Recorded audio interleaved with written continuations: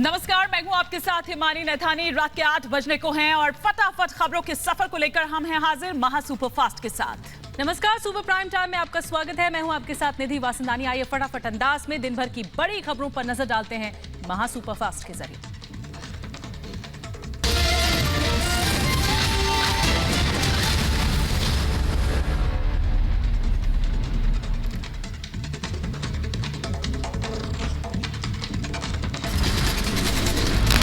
झूठे TRP case के खिलाफ विस्फोटक सच आया सामने। रिपब्लिक भारत के खिलाफ रची गई थी राजनीतिक साजिश। रिपब्लिक के खिलाफ टीआरपी केस में सचिन वाजे का बहुत बड़ा कबूलनामा। राजनीतिक आदेश के तहत हुई अर्नब गोस्वामी की गिरफ्तारी। रिपब्लिक भारत के खिलाफ टीआरपी का झूठा केस गढ़ा गया। अर्नब गोस्वामी को गिरफ्तार करने के लिए वाजे को मिला था आदेश। रिपब्लिक के खिलाफ साजिश पर खुलासे से रिपब्लिक की बड़ी जीत। राष्ट्र विरोधी साजिश को लगा करारा तमाचा। बीजेपी नेता राम कदम का उद्धव सरकार पर हमला। कहा सचिन वाजे के खुलासे से सच आया सामने। वसूली मंत्रालय का असली आका कौन, ये सच बाहर आना चाहिए। मोदी के जन्मदिन पर रिपब्लिक भारत का मेगा सर्वे सामने आया। लोगों ने मोदी सरकार को बताया पहली पसंद। विपक्ष को फिर नहीं मिला जनता का प्यार। रिपब्लिक भारत और सीएनएक्स के सर्वे में करीब 71% लोगों ने यह माना कि प्रधानमंत्री मोदी ने देश की रणनीतिक दिशा को मजबूत किया, जबकि 29.30% का जवाब ना में रहा। सर्वे में करीब 55% लोगों ने प्रधानमंत्री मोदी के शासन को बताया बहुत अच्छा, जबकि 12% लोगों ने औसत बताया है। वहीं करीब 8% लोगों ने औसत से कम बताया। सर्वे में 67% लोगों ने प्रधानमंत्री मोदी के शासन का परिवर्तनकारी मॉडल समावेशी बताया, जबकि करीब 33% लोगों का जवाब ना में रहा। वहीं सर्वे में 68% लोगों ने माना कि प्रधानमंत्री मोदी के नेतृत्व में भारत ने दुनिया में मजबूत पहचान बनाई है, जबकि करीब 21% लोगों का जवाब ना में रहा, जबकि 12% लोगों ने कोई जवाब नहीं दिया। वहीं सर्वे में 72.65% लोगों ने यह माना कि प्रधानमंत्री मोदी के नेतृत्व में भारत दुनिया के रणनीतिक रूप से काफी ज्यादा मजबूत किया। 27% लोगों का जवाब ना में रहा। प्रधानमंत्री नरेंद्र मोदी के नेतृत्व में भारत में बड़े बदलाव पर पूछे गए सवाल पर 67% लोगों का जवाब हाँ में रहा, जबकि 32% लोगों का जवाब ना में रहा। प्रधानमंत्री मोदी के 71वें जन्मदिन पर बीजेपी का सेवा और समर्पण अभियान शुरू। 20 दिनों तक बीजेपी कार्यकर्ता जगह जगह रक्तदान शिविर लगाएंगे। गरीबों को राशन भी बांटा जाएगा। पीएम मोदी के जन्मदिन पर वैक्सीनेशन का वर्ल्ड रिकॉर्ड बन गया। एक दिन में 2 करोड़ से ज्यादा लोगों को लगी वैक्सीन। 80 करोड़ के करीब पहुंचा वैक्सीनेशन का कुल आंकड़ा। दिल्ली में सफदरजंग अस्पताल के स्वास्थ्य कर्मियों के बीच केंद्रीय स्वास्थ्य मंत्री मनसुख मंडाविया पहुंचे। स्वास्थ्य मंत्री ने मनाया 2 करोड़ टीकाकरण के पूरे होने का जश्न। स्वास्थ्य मंत्री मनसुख मंडाविया ने लोगों को मिठाई बांटी। ट्वीट में लिखा, देशवासियों की ओर से प्रधानमंत्री मोदी को जन्मदिन का तोहफा मिला है। टीकाकरण का 2 करोड़ का ऐतिहासिक आंकड़ा पार हुआ है। बीजेपी अध्यक्ष जेपी नड्डा का ट्वीट, टीकाकरण का रिकॉर्ड बनाने वालों को बधाई। कुशल और दूरदर्शी नेतृत्व से कोरोना के खिलाफ सफलतापूर्वक लड़ाई लड़ी। दिल्ली में बीजेपी अध्यक्ष जेपी नड्डा ने सेवा और समर्पण अभियान की शुरुआत की है। नड्डा ने कहा कि प्रधानमंत्री की सारी योजनाएं गरीबों और वंचितों के लिए है। भारत को विश्व गुरु बनता देखना चाहते हैं प्रधानमंत्री। महाराष्ट्र के नांदेड़ में गृह मंत्री अमित शाह ने सीआरपीएफ के वृक्षारोपण कार्यक्रम में लिया हिस्सा। गृह मंत्री ने 1 करोड़ पौधे लगाए। गृह मंत्री अमित शाह ने प्रधानमंत्री मोदी को ट्वीट करके बधाई दी। मोदी जी के जीवन का क्षण क्षण गरीबों, किसानों और वंचितों की सेवा में समर्पित है। केंद्रीय मंत्री गिरिराज सिंह ने प्रधानमंत्री मोदी के जन्मदिन के लिए हनुमान मंदिर में की पूजा अर्चना। पीएम के लिए दीर्घायु होने की प्रार्थना की। शिमला में केंद्रीय मंत्री अनुराग ठाकुर, हिमाचल प्रदेश के मुख्यमंत्री जयराम ठाकुर ने कमला नेहरू अस्पताल में मरीजों से मुलाकात की। प्रधानमंत्री नरेंद्र मोदी के 71वें जन्मदिन के मौके पर फल बांटे गए। प्रधानमंत्री मोदी के जन्मदिन पर मोदीमय हुआ पूरा वाराणसी। दशाश्वमेध घाट पर विशेष गंगा आरती का आयोजन किया गया। लोगों ने मिट्टी के दिए भी जलाए। वहीं पटना में धूमधाम से मनाया गया प्रधानमंत्री मोदी का जन्मदिन। कार्यकर्ताओं ने खास कार्यक्रम का भी आयोजन किया। इस मौके पर लोगों को पिलाई नमो चाय। उत्तर प्रदेश के अमेठी में प्रधानमंत्री मोदी के जन्मदिन पर दंगल का आयोजन। सांसद स्मृति ईरानी ने किया कार्यक्रम का शुभारंभ। 500 पहलवानों ने दिखाया दम। पश्चिम बंगाल के सिलीगुड़ी में स्कूल टीचर ने धूमधाम से मनाया प्रधानमंत्री का जन्मदिन। इस मौके पर प्रधानमंत्री की तस्वीर के मास्क पहनकर केक काटा गया। इधर ओडिशा के भुवनेश्वर में एक कलाकार ने अनाज से बनाई पीएम मोदी की 8 फीट लंबी तस्वीर। अनोखे अंदाज में पीएम को दी जन्मदिन की बधाई। सैंड आर्टिस्ट सुदर्शन पटनायक ने खास अंदाज में प्रधानमंत्री मोदी को दी जन्मदिन की बधाई। पुरी में समुद्र किनारे बनाई प्रधानमंत्री की शानदार आकृति। वाराणसी के दशाश्वमेध घाट में बीजेपी कार्यकर्ताओं ने मां गंगा को चुनरी अर्पित की। प्रधानमंत्री मोदी के जन्मदिन के अवसर पर मां गंगा की विशेष पूजा अर्चना की। गुजरात के अहमदाबाद में 71 किलो के केक के साथ मनाया गया प्रधानमंत्री का बर्थडे। अलग अलग समुदाय के लोग भी हुए जमा। साथ में मनाया प्रधानमंत्री मोदी का जन्मदिन। पीएम मोदी के 71वें जन्मदिन को लेकर उत्तर प्रदेश के प्रयागराज में तैयारी पूरी। उत्तर प्रदेश के प्रदेश अध्यक्ष स्वतंत्र देव सिंह के 71 किलो का केक करवाया तैयार।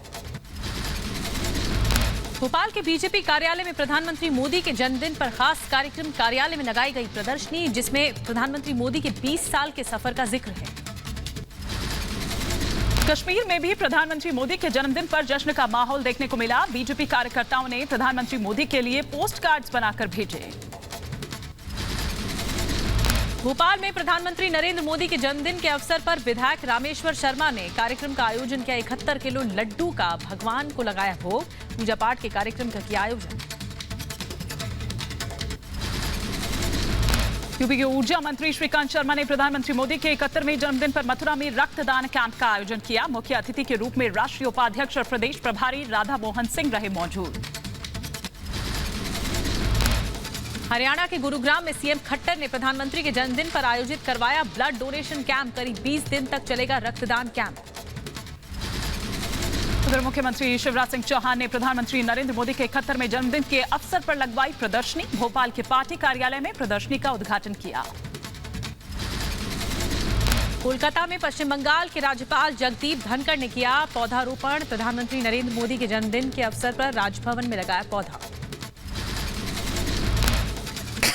बिहार के दरभंगा में मछुआरा समाज ने प्रधानमंत्री मोदी को अपने अंदाज में बधाई दी। तालाब के बीच 71 नाव पर 71 किलो के 71 केक काटे गए।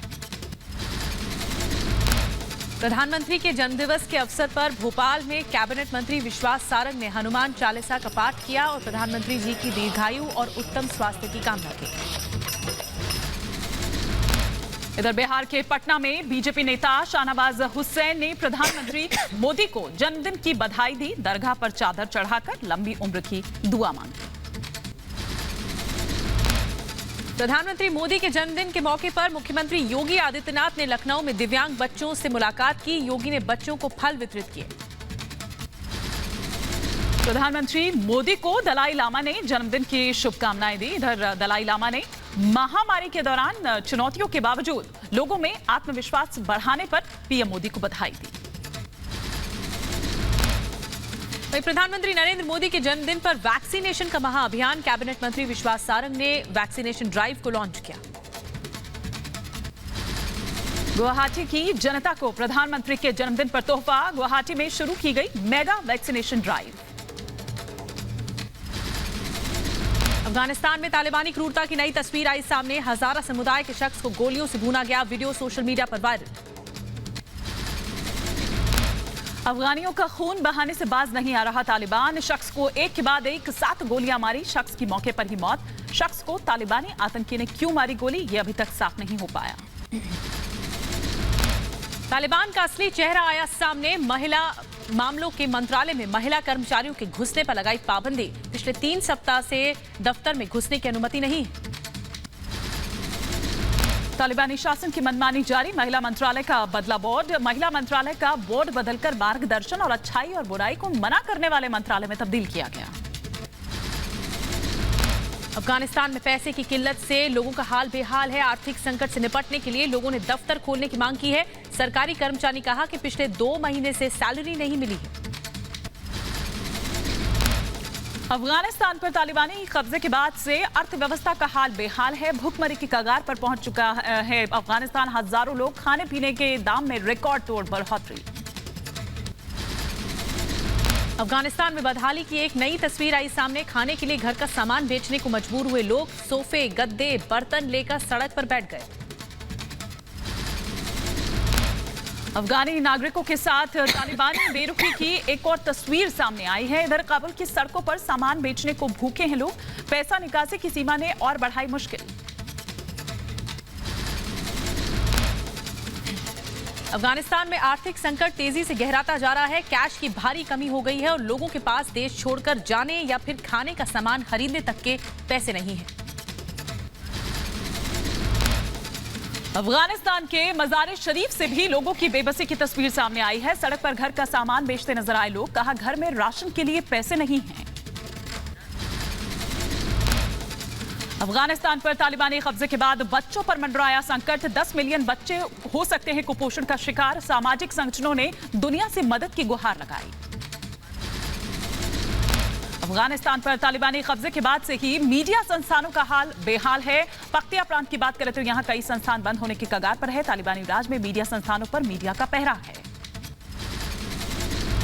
अफगानिस्तान में तालिबान के कब्जा होने के बाद 20 प्रांतों में अब तक 153 मीडिया संस्थानों में काम बंद किया गया। मीडिया संस्थानों ने अंतर्राष्ट्रीय संगठनों से तत्काल कार्रवाई की मांग की।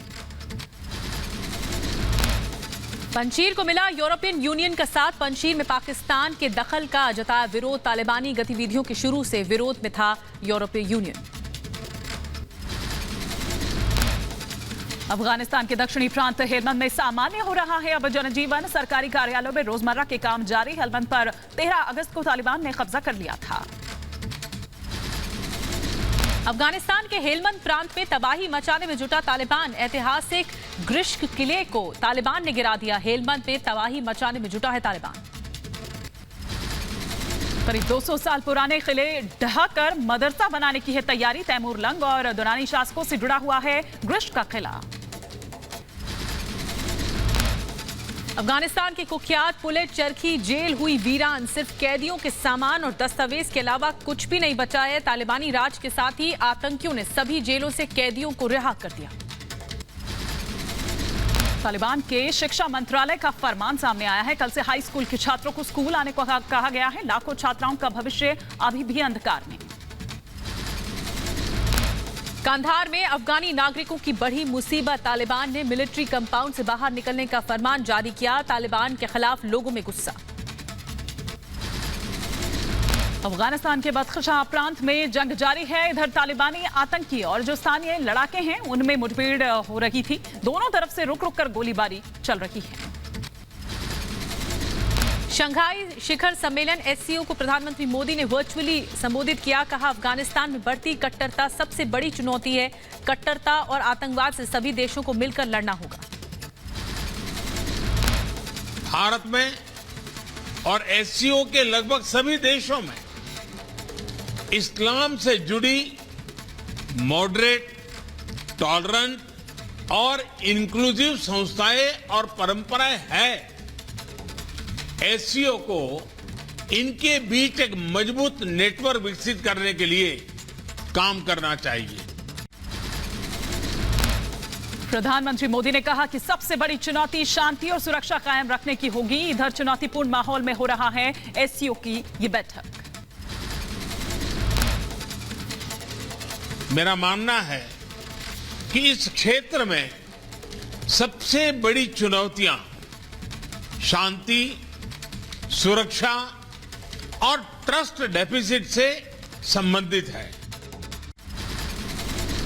एससीओ के मंच से दुनिया को प्रधानमंत्री मोदी का संदेश। कहा, अफगानिस्तान में नई सरकार को मान्यता देने पर उठेंगे सवाल। उग्रवादी संगठनों में बढ़ेगी आतंक के जरिए सत्ता कब्जाने की प्रवृत्ति। प्रधानमंत्री नरेंद्र मोदी ने ताजिकिस्तान में आयोजित एससीओ के शिखर सम्मेलन में वीडियो कॉन्फ्रेंसिंग के जरिए उसके माध्यम से हस्ताक्षर समारोह में भी भाग लिया। एससीओ समिट में चीनी राष्ट्रपति शी जिनपिंग ने कहा कि बदले हालात में अफगानिस्तान को देशों के समर्थन और सहायता की जरूरत है। चीन ने अफगानिस्तान के मुद्दे पर एससीओ सदस्य देशों के साथ काम करने की बात कही। अफगानिस्तान में खुला और समावेशी राजनीतिक ढांचा बनाने पर जोर दिया। एससीओ समिट में शामिल इमरान खान ने कहा कि पाकिस्तान सीमा पार से प्रायोजित आतंकवाद का शिकार है। सुरक्षा परिषद प्रस्तावों के अनुसार अंतर्राष्ट्रीय लंबित विवादों का निपटारा न होने को भी बताया शांति के लिए समस्या। एक बार फिर पाकिस्तानी प्रधानमंत्री इमरान खान ने की तालिबान की पैरवी। एससीओ के शिखर सम्मेलन में बोले इमरान, कहा अफगानिस्तान को बाहर से नहीं किया जा सकता नियंत्रित, साथ ही तालिबान का हमेशा साथ देने का वायदा भी किया। तजाकिस्तान के दुशांबे में हुए एससीओ के शिखर सम्मेलन में तालिबान की मदद की इमरान ने की अपील। कहा अफगानिस्तान के लिए अंतर्राष्ट्रीय समर्थन जुटाने की जरूरत है। अफगान सरकार अभी भी विदेशी सहायता पर निर्भर है। लगातार अफगानिस्तान के खिलाफ ताजिकिस्तान है। शिखर सम्मेलन में बोले ताजिक राष्ट्रपति इमोमाली रहमोन, ये कहा कि किसी भी सरकार के गठन के लिए देश के सभी दलों की भागीदारी जरूरी है, वरना हालात और भी खराब हो सकते हैं। दुशांबे में तजाकिस्तान के राष्ट्रपति से मिले भारत के विदेश मंत्री एस जयशंकर। अफगानिस्तान संकट पर चर्चा हुई है। विदेश मंत्री एस जयशंकर ने रूसी विदेश मंत्री से की मुलाकात। दोनों देशों के बीच कई अहम मुद्दों पर यह चर्चा हुई। अफगानिस्तान के मौजूदा राजनीतिक हालात पर दोनों देशों ने चिंता जताई। काबुल में पावर स्टेशन के पास कई रॉकेट से हमला। फिलहाल जानमाल के नुकसान की खबर नहीं है। किसी संगठन ने नहीं ली जिम्मेदारी।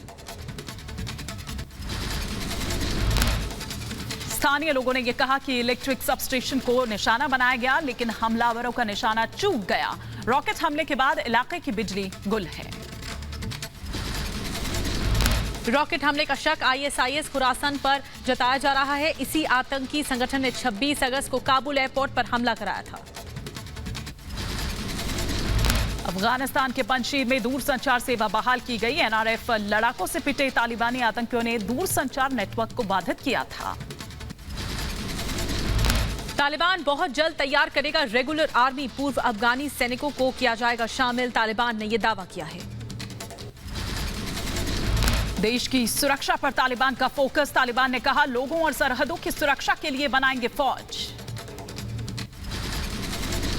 अफगानिस्तान में तालिबानी कब्जे के बाद फर्जीवाड़े में इजाफा। काबुल में खुलेआम फर्जी पासपोर्ट का धंधा शुरू हुआ। पासपोर्ट अधिकारियों के मुताबिक इस तरह के पासपोर्ट को मान्यता नहीं मिलेगी। अफगानिस्तान के सरकारी संपत्ति के दुरुपयोग के आरोपों को तालिबान ने खारिज किया। सांस्कृतिक समिति के सदस्य अहमदुल्ला वासिग ने यह कहा कि अफगान सरकार के खजाने पूरी तरह से सुरक्षित। अफगानिस्तान की खस्ता हाल अर्थव्यवस्था को लेकर कारोबारी संघ के सदस्यों का सुझाव। कहा अफगानिस्तान की अर्थव्यवस्था को आगे बढ़ाने के लिए मध्य एशिया को दक्षिण एशिया से जोड़ने वाली परियोजनाओं से शुरुआत करनी चाहिए। यूएनएचआरसी प्रमुख फिलिपो ग्रांडो का अफगानिस्तान का दौरा। सरकार के जो अधिकारी हैं उनसे मुलाकात की। अफगानिस्तान के मौजूदा हालात पर चिंता जताई। अफगानिस्तान के 3 दिवसीय दौरे पर यूएनएचसीआर। अफगानिस्तान में हालात का लिया जायजा। संयुक्त राष्ट्र के कर्मचारियों से लेकर गैर सरकारी संगठन के प्रतिनिधियों से मानवीयता सहायता को लेकर चर्चा की। अफगानिस्तान में लोगों की स्थिति पर यूएनएचसीआर का प्रमुख का बयान। 18 मिलियन से ज्यादा अफगानी नागरिकों को तत्काल मानवीय सहायता की जरूरत। यूएनएचसीआर की जो भेजी गई राहत सामग्री है उसका भी जायजा लिया। यूएन महासचिव एंटोनियो गुतेरेस ने अफगानिस्तान की मदद का दिया भरोसा। कहा संयुक्त राष्ट्र अफगानिस्तान के लोगों के लिए भोजन से लेकर स्वास्थ्य सुविधाओं का बंदोबस्त कर रहा है। संयुक्त राष्ट्र ने बिना किसी बाधा के अफगानिस्तान में यूएन कर्मचारियों और सहायता कर्मियों के काम करने पर जोर दिया। कहा बिना किसी उत्पीड़न के कर्मचारियों को करने दिया जाए काम। काबुल में अगवा किए गए भारतीय बंसरी लाल अरिंदे को लेकर स्थानीय प्रशासन ने जांच शुरू कर दी है। विदेश मंत्रालय ने कहा कि हम लगातार संपर्क में हैं। काबुल में अगवा भारतीय कारोबारी का 2 दिन बाद अब तक कोई सुराग नहीं। परसों तालिबानी आतंकियों ने किया था अगवा, फिरौती की आशंका। अफगानिस्तान में सरकार बनने के बाद तालिबान की पत्रकारों पर बर्बरता। खौफ के माहौल के बीच कई पत्रकारों ने देश छोड़ा। अफगानिस्तान में तालिबान के नेतृत्व वाली सरकार की मान्यता पर अस्पष्टता को लेकर अंतर्राष्ट्रीय मुद्रा कोष ने कड़ा रुख अपनाया। आईएमएफ ने अफगानिस्तान से आर्थिक प्रतिबंध पर लगाई रोक। अमेरिका ने तुर्की में सक्रिय अलकायदा के 5 समर्थकों के खिलाफ प्रतिबंध लगाए हैं। एंटनी ब्लिंकन ने कहा कि हम उन लोगों को निशाना बनाना जारी रखेंगे जो नुकसान पहुंचाना चाहते हैं। पाकिस्तान के एनएसए ने दुनिया को तालिबान से बात करने की नसीहत दी। कहा, अलग थलग करने से आतंकियों के लिए स्वर्ग बन जाएगा अफगानिस्तान। पाकिस्तान ने दुनिया के देश को डराया। कहा, वेट एंड वॉच नीति से होगी बर्बादी। अफगानिस्तान में आतंकवाद को रोक नहीं पाएंगे। एंटनी ब्लिंकन को 4 अमेरिकी सीनेटर्स ने लिखा पत्र। तालिबान को विदेशी आतंकी संगठन घोषित करने की मांग। ऑकस को लेकर अमेरिका से खफा यूरोपीय संघ। फ्रांस ने कहा कि पीठ में छुरा घोंपने वाला कदम। हिंद प्रशांत में चीन के मुकाबले के लिए किया गया है ऑकस का गठन।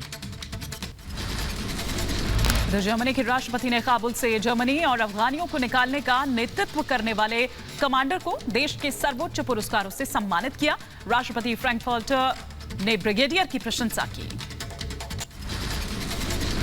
तालिबान के समर्थन में खुलकर उतरा उज्बेकिस्तान। राष्ट्रपति ने अंतर्राष्ट्रीय समुदाय से विदेशी बैंकों में जमा अफगान धन को जारी करने की मांग की है। न्यूजीलैंड की क्रिकेट टीम ने आज पहला वनडे मैच शुरू होने से ऐन पहले सुरक्षा कारणों से पाकिस्तान का दौरा रद्द किया। रावलपिंडी में होना था मुकाबला। न्यूजीलैंड क्रिकेट टीम ने कहा कि हमारे लिए खिलाड़ियों की सुरक्षा अहम है। सुरक्षा से कोई समझौता नहीं कर सकते। पाकिस्तान के प्रधानमंत्री इमरान खान ने न्यूजीलैंड की पीएम जसिंडा आर्डर्न से फोन पर बात की। कहा, पाकिस्तान में दुनिया का सबसे बेहतरीन इंटेलिजेंस सिस्टम है। सुरक्षा का कोई खतरा नहीं। पीडीपी चीफ महबूबा मुफ्ती के देश विरोधी बोल। कहा, जम्मू कश्मीर के हालात अफगानिस्तान जैसे हैं। अनुच्छेद 370 हमारी पहचान थी। यहाँ जम्मू कश्मीर के हालात क्या हैं, यहाँ कैसे लोगों का दम घुट रहा है, यहाँ किस तरह लोगों का जीना हराम करके रखा हो, यहाँ कितनी बेरोजगारी है, बेकारी है, हमारे बॉर्डर के इलाकों में लोगों का क्या हाल है। 7 बजे उनका गेट बंद किया जाता है। जम्मू कश्मीर के अनंतनाग में आतंकियों ने पुलिस पर फायरिंग की। हमले में एक पुलिसकर्मी शहीद। आतंकियों की तलाश में सर्च ऑपरेशन जारी। जम्मू कश्मीर के किश्तवाड़ से फरार हुआ एक और आतंकी को पुलिस ने किया गिरफ्तार। विशेष सूचना पर पुलिस की स्पेशल टीम ने संदिग्ध ठिकानों पर छापेमारी कर गिरफ्तारी की। जम्मू कश्मीर के पुंछ जिले में सेना और पुलिस का संयुक्त तलाशी अभियान। सुरक्षा बलों को मिली थी आतंकियों के छिपे होने की खबर। पंजाब के अमृतसर में फिर बॉर्डर पार से देर रात घुसा पाकिस्तानी ड्रोन। बीएसएफ के जवानों की फायरिंग के बाद भागा। पुलिस ने पूरे इलाके की नाकेबंदी कर सर्च ऑपरेशन चलाया है। आईएसआई टेरर मॉड्यूल पर ज़ीशान और ओसामा से पूछताछ में बड़ा खुलासा। देश को आर्थिक नुकसान पहुंचाने की थी साजिश। निजी फैक्ट्री, गोदाम और बड़े शोरूम्स थे निशाना। दिल्ली पुलिस मुख्यालय में एटीएस की अहम बैठक। पहली बार Intelligence Bureau, Research and Analysis Wing, Military Intelligence की इंटरस्टेट मीटिंग। अन्य राज्यों के 11 एटीएस प्रमुख और फील्ड ऑपरेशंस के वरिष्ठ अधिकारी भी शामिल। गृह मंत्री अमित शाह ने सीआरपीएफ जवानों की तारीफ की। कहा, सीआरपीएफ जवानों के बलिदान से देश सुरक्षित है। दुश्मनों को सबसे बड़ी चुनौती सीआरपीएफ ने दी।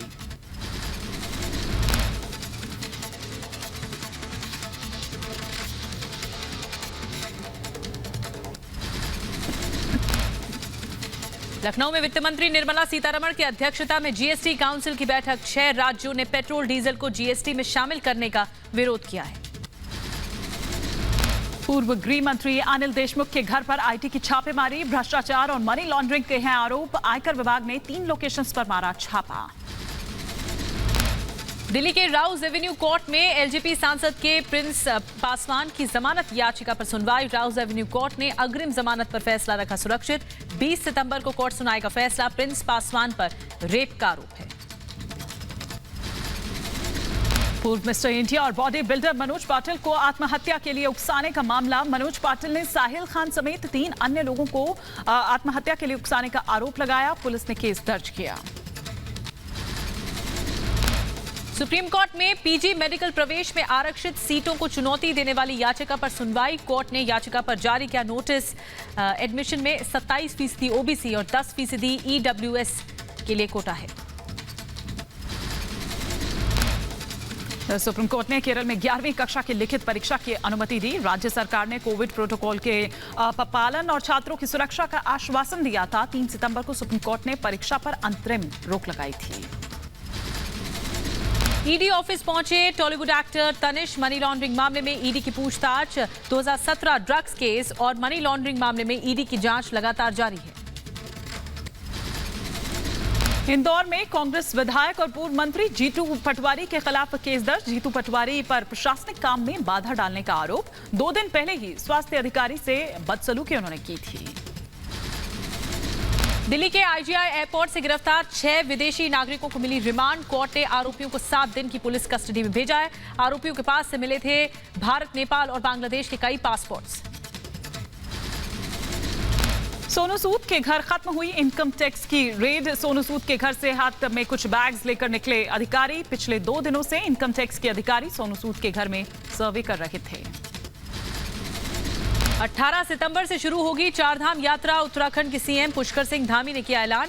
कल ही नैनीताल हाई कोर्ट ने यात्रा पर से रोक हटाई थी। चारधाम यात्रा के बाद अब हेमकुंड साहिब की यात्रा धाम पर से रोक हटाई गई। कल से शुरू होगी श्री हेमकुंड साहिब धाम की यात्रा। दोनों वैक्सीन लगने का प्रमाण पत्र नहीं होने पर कराना होगा कोरोना टेस्ट। एक दिन में 1000 श्रद्धालु ही कर सकेंगे दर्शन। तेलंगाना से कांग्रेस पर बरसे गृह मंत्री अमित शाह का। बीजेपी शासनकाल में परिवारवाद का पतन, सबका साथ सबका विकास की थीम पर बढ़ रहा है देश। समाजवादी पार्टी अध्यक्ष अखिलेश यादव का एक बड़ा बयान। कहा, उत्तर प्रदेश का चुनाव देश का सबसे बड़ा चुनाव होगा। ईवीएम और डीएम दोनों से सतर्क रहना होगा। सावधान, क्योंकि यूपी का चुनाव देश का सबसे बड़ा चुनाव होने जा रहा है। बिहार में देखा, बंगाल में चुनाव देखा। बिहार का चुनाव अलग था और बिहार के चुनाव को बताओ बेईमानी हो गई कि नहीं हुई बेईमानी। अखिलेश यादव ने उत्तर प्रदेश में बाढ़ की स्थिति को लेकर योगी सरकार पर साधा निशाना। कहा, सरकार ने नहीं किया कोई काम, एक ही बारिश में पता चल गई हकीकत। यूपी चुनाव के लिए कांग्रेस अध्यक्ष ने स्क्रीनिंग कमेटी का गठन किया। ये कमेटी चुनाव के लिए उम्मीदवारों समेत रणनीति पर काम करेगी। कमेटी का चेयरमैन जितेंद्र सिंह को बनाया गया है। सीएम योगी आदित्यनाथ पर समाजवादी पार्टी के नेता अबू आजमी ने वोट के लिए सियासत करने का आरोप लगाया। प्रदेश में विकास के नाम पर कोई काम नहीं हुआ है। कानून व्यवस्था ध्वस्त हो चुकी है यूपी में। शिवसेना और बीजेपी फिर साथ आने की अफवाहें जोर पर। औरंगाबाद के एक कार्यक्रम में महाराष्ट्र के मुख्यमंत्री उद्धव ठाकरे के बीजेपी को लेकर दिए गए बयान में, जिसमें रेल राज्य मंत्री राव साहब दानवे को भावी साथी कह दिया। सीएम ठाकरे के औरंगाबाद वाले बयान पर बोले फडणवीस। कहा, शायद सीएम को समझ में आ गया कि वो गलत लोगों के साथ गठबंधन में है, लेकिन हमें सरकार बनाने की चिंता नहीं है। शिवसेना नेता संजय राउत ने पीएम मोदी की जमकर तारीफ की। पीएम मोदी की लीडरशिप को बताया बेहतरीन। कहा, पहले गठबंधन की सरकार बनती थी, मोदी जी के नेतृत्व में बहुमत वाली सरकार बनी है। 2022 के उत्तराखंड चुनाव में सीएम पुष्कर सिंह धामी ही होंगे बीजेपी के सीएम कैंडिडेट। उत्तराखंड बीजेपी चुनाव प्रभारी और केंद्रीय मंत्री प्रहलाद जोशी ने किया ऐलान। सीएम धामी का बयान। कहा, हर जिम्मेदारी को निभाऊंगा। छत्तीसगढ़ में फिर छिड़ा सियासी घमासान। कांग्रेस ने मुख्यमंत्री भूपेश बघेल से मांगा इस्तीफा। अगले 48 घंटे में रायपुर जा सकते हैं राहुल गांधी। रायपुर के बेबीलोन होटल में जुटे 27 विधायक। आंध्र प्रदेश के अमरावती में टीडीपी और वाईएसआर कांग्रेस पार्टी के कार्यकर्ताओं में भिड़ंत हो गई। चंद्रबाबू नायडू के आवास के बाहर हुई झड़प। टीडीपी ने वाईएसआरसीपी कार्यकर्ताओं पर पत्थरबाजी का आरोप लगाया है। अकाली दल के प्रदर्शन से परेशान हुई दिल्ली की जनता। दिल्ली के शंकर रोड इलाके पर जाम में फंसी एम्बुलेंस। कृषि कानूनों को लेकर धरना प्रदर्शन कर रहे हैं अकाली के कार्यकर्ता। दिल्ली में अकाली दल के प्रदर्शन के चलते राजधानी की रफ्तार पर ब्रेक। झंडेवालान से लेकर पंचकुला रोड तक भयंकर जाम लग गया। अकाली दल के प्रदर्शन को लेकर दिल्ली के बॉर्डर पर जगह जगह बैरिकेडिंग ने बढ़ाई लोगों की मुसीबत। दिल्ली गुरुग्राम बॉर्डर पर लगी गाड़ियों की लंबी कतार। घंटों के जाम में फंसे रहे लोग। यूपी के प्रयागराज में कांग्रेस कार्यकर्ताओं ने प्रधानमंत्री मोदी के जन्मदिन को काला दिवस के रूप में मनाया। पुलिस ने विरोध कर रहे कांग्रेस कार्यकर्ताओं को हिरासत में लिया। फिर बेंगलुरु में यूथ कांग्रेस कार्यकर्ताओं का विरोध प्रदर्शन। सिटी रेलवे स्टेशन से फ्रीडम पार्क तक निकाला गया मार्च। बेरोजगारी दिवस मना रहे हैं कांग्रेस कार्यकर्ता। केरल के तिरुवनंतपुरम में यूथ कांग्रेस का विरोध प्रदर्शन 17 सितंबर को देश भर में कांग्रेस बेरोजगारी दिवस के रूप में मना रही है। जगह जगह कांग्रेस कार्यकर्ता कर रहे हैं प्रदर्शन। उत्तर प्रदेश के मथुरा में डेंगू और बुखार का प्रकोप जारी। 2 दिनों में 3 मरीजों की बुखार के चलते मौत। स्थानीय प्रशासन में हड़कंप का माहौल। खबरों में आगे बढ़ेंगे। आपको बता दें कि देश में पिछले 24 घंटे में कोरोना के 34,403 नए मामले सामने आ गए। रिकवरी रेट 97.65% हो गया है। देश में तेजी से जारी है टीकाकरण अभियान। 3 राज्य और 3 केंद्र शासित प्रदेशों में 100% लोगों को लगा पहला टीका। हिमाचल प्रदेश, लद्दाख, लक्षद्वीप, सिक्किम, गोवा और दादर नगर हवेली में सभी को मिली पहली डोज। केरल में थम नहीं रहा कोरोना का कहर। पिछले 24 घंटे में 22,182 नए कोरोना के केस आए सामने। 178 लोगों की मौत हो गई। दिल्ली में 24 घंटे में कोरोना से हुई एक की मौत। राज्य में 33 नए केस आए सामने। दिल्ली में एक्टिव केस की संख्या 407। कर्नाटक के धारवाड़ में बढ़ते कोरोना के खिलाफ जंग जारी है। धारवाड़ जिले में मेगा वैक्सीनेशन ड्राइव का आयोजन किया गया। आंध्र प्रदेश के पश्चिमी गोदावरी में विस्फोट की वजह से हादसा। 10 घर हुए क्षतिग्रस्त। हालांकि इसमें किसी के हताहत होने की कोई खबर नहीं। पटना में रेत माफिया से जुड़े भोजपुर के निलंबित एसपी राकेश दुबे के आवास पर छापा। आर्थिक अपराध शाखा और एसटीएफ की टीम राकेश दुबे के घर पहुंची। ग्रेटर नोएडा में छात्रा अपहरण मामले में नोएडा पुलिस ने किया सनसनीखेज खुलासा। जांच में छात्रा के अपहरण का मामला निकला फर्जी। प्रेमी संग गोंडा से बरामद हुई छात्रा। यूपी के फिरोजाबाद में एसओजी टीम को मिली बड़ी कामयाबी। 11 चोरी की बाइक समेत 4 शातिर चोरों को गिरफ्तार किया है। उत्तर प्रदेश के रायबरेली में छेड़खानी करने वाले युवकों से परेशान छात्रा। पुलिस में शिकायत करने के बावजूद पुलिस ने नहीं लिया मामले का संज्ञान। यूपी के बदायूं में एक छात्रा की झोला छाप डॉक्टर के इलाज से हुई मौत। परिवार वालों ने डॉक्टर पर गलत इंजेक्शन लगाने का आरोप लगाया है। पुलिस ने शिकायत दर्ज कर मामले को शांत कराने की कोशिश की। उत्तर प्रदेश के मुरादाबाद में संदिग्ध परिस्थितियों में 21 साल की युवक ने लगाई फांसी। मामले की जांच में जुटी पुलिस। यूपी के कानपुर में बदमाशों ने लूट की वारदात को अंजाम दिया। बुजुर्ग महिला को बंधक बनाकर की सोने चांदी समेत लाखों की लूटपाट। आसपास लगे सीसीटीवी खंगालने में जुटी पुलिस। आंध्र प्रदेश के नेल्लोर में शिव मंदिर से मूर्ति चोरी होने से हड़कंप। पुलिस ने केस दर्ज कर मामले की जांच शुरू की। यूपी के हापुड़ में एक दुकान से चोरों ने हजारों की नकदी और लाखों का सामान लेकर फरार हो गए चोर। वारदात सीसीटीवी में कैद हो गई। उत्तर प्रदेश के बदायूं में संदिग्ध हालत में घर में शव मिलने से मचा हड़कंप। 2 दिनों तक घर में लटका रहा शव। यूपी के नोएडा में पुलिस और बदमाशों के बीच मुठभेड़ में 2 बदमाश घायल। पुलिस ने बदमाशों को किया गिरफ्तार। उत्तर प्रदेश के फिरोजाबाद में युवक ने मां से मांगा फोन ना मिलने पर युवक ने तमंचे से खुद को मारी गोली। ग्रेटर नोएडा में कार चोरी कर चोर फरार हो गए। सीसीटीवी में कैद हुई चोरी की वारदात। पुलिस चोरों की तलाश में जुटी है। मध्य प्रदेश के उज्जैन में डायल 100 कर्मचारी और पुलिसकर्मी के विवाद का वीडियो वायरल हो रहा है। कर्मचारी और पुलिसकर्मी पर कार्रवाई हुई। दिल्ली के सीजीओ कॉम्प्लेक्स में सीबीआई की बिल्डिंग में लगी आग। मौके पर 8 फायर ब्रिगेड ने पहुंचकर आग पर पाया काबू। सभी अधिकारियों और कर्मचारियों को बिल्डिंग से सुरक्षित बाहर निकाला गया।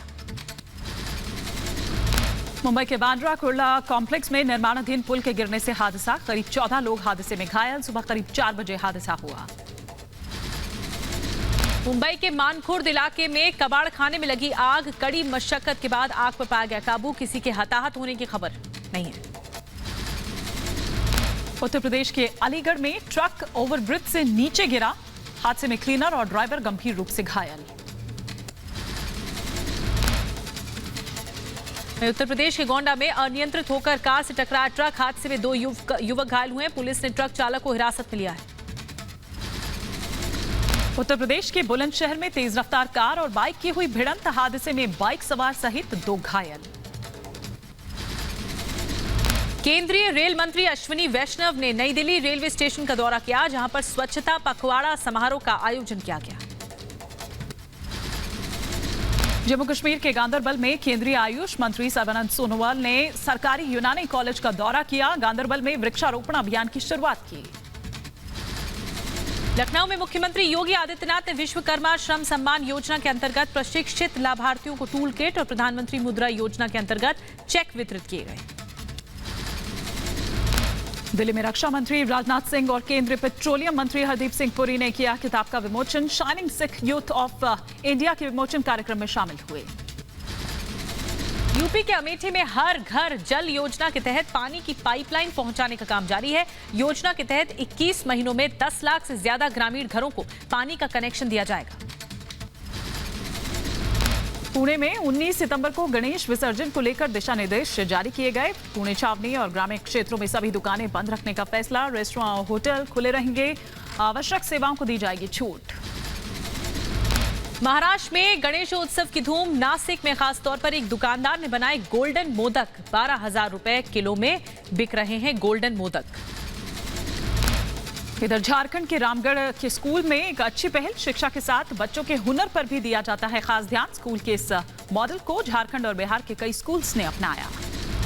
पंजाब के लुधियाना में पहली बार शुरू की गई प्राइवेट हेलीकॉप्टर सेवा। पंजाब कैबिनेट मंत्री राणा गुरमीत सिंह सोढ़ी ने इसे हरी झंडी दी। उत्तर प्रदेश में बाढ़ और बारिश से मरने वालों की संख्या 42 तक पहुंची। अकेले बाराबंकी में अलग अलग हादसों में 12 लोगों की जान गई। उत्तर प्रदेश के मऊ में मूसलाधार बारिश की वजह से भरभरा कर गिरा मकान। हादसे में 2 लोगों की मौत। देर रात 3 बजे ढहा कच्चा मकान। उत्तर प्रदेश के अंबेडकर नगर में कच्चा मकान गिरने से मचा हड़कंप। हादसे में 2 लोगों की मौत। भारी बारिश की वजह से गिरा मकान। यूपी के अंबेडकर नगर में बारिश से जनजीवन अस्त व्यस्त। बारिश की वजह से अंबेडकर नगर में बिजली गुल हो गई। लोगों की बढ़ी परेशानी। उत्तर प्रदेश के बहराइच में घाघरा नदी ने फिर मचाई तबाही। लगातार बारिश के बाद घाघरा नदी का जलस्तर खतरे के निशान के ऊपर। कई ग्रामीणों को घर छोड़कर पलायन करना पड़ा। यूपी के संभल में तेज बारिश से मची आफत। दुकानों में बारिश का पानी भरने से कारोबारियों को हुआ भारी नुकसान। कई इलाकों में बिजली की आपूर्ति ठप। उत्तर प्रदेश के रायबरेली में आसमानी आफत का टूटा कहर। 2 दिनों से हो रही लगातार बारिश के चलते जलमग्न हुई सड़कें। घरों में घुसा बारिश का पानी।